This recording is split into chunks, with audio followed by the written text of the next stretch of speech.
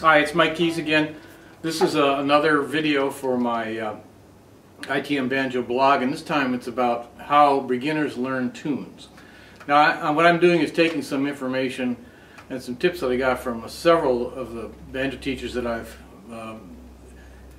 seen, including Jerry O'Connor and Descahill, who both said exactly the same thing about tunes, and that is, there are essential notes in tunes that make the tune, and then the rest of it has to do with style and technique.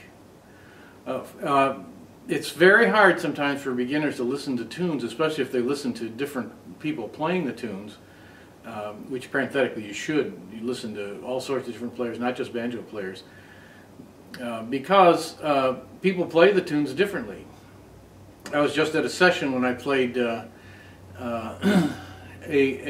reel fairly slowly and with a lot more swing than anybody else at that session had ever heard before, and one of the players, flute players, said, "I've never heard that tune like that."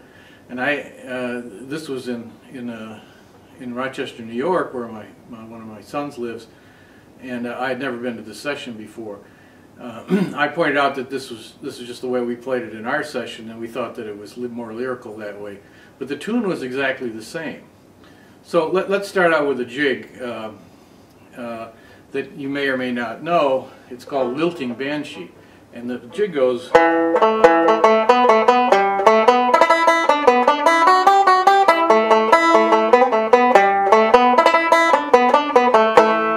That's the first part, and you can play that faster, slower, and with more ornamentation, less ornamentation. But listen just to the essential notes.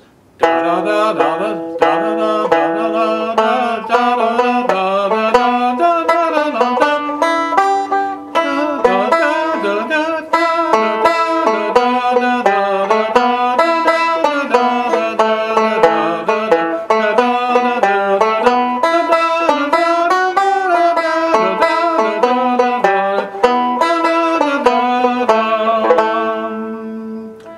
You have to excuse me for trying to chew gum and walk at the same time, but you get the idea. So it's the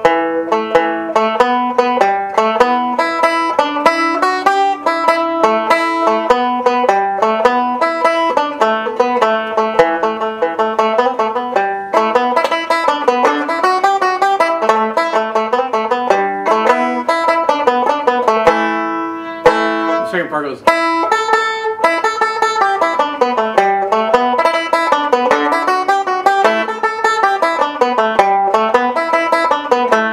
Essential notes.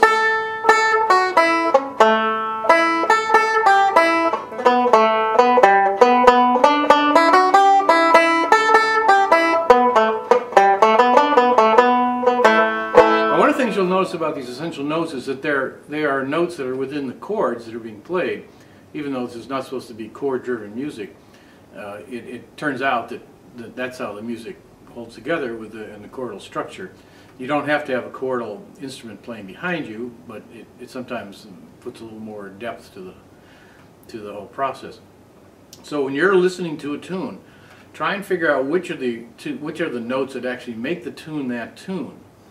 This works just as well as reels, although jigs are a lot easier to do because usually it's the first note of each of the three-note beats that's the essential note. And sometimes with reels, there are other notes that are also essential, so you can understand what the tune is. But as you listen, you get those essential notes, and then you add the other notes. And as you get better and you add more style to your playing, then you can start adding the other ornaments and passing notes, etc. Just to give you an idea, Jerry kind of told me this story about how early in his career he went to Germany. This is after his first banjo CD was given, and there were some German players there who played for him the music that he played on a CD, note for note, and just Jerry said even the mistakes were the same. So he realized that they didn't really have a grasp on what the actual music was like, and this is when he first told me about this. This is Mike Keys signing off.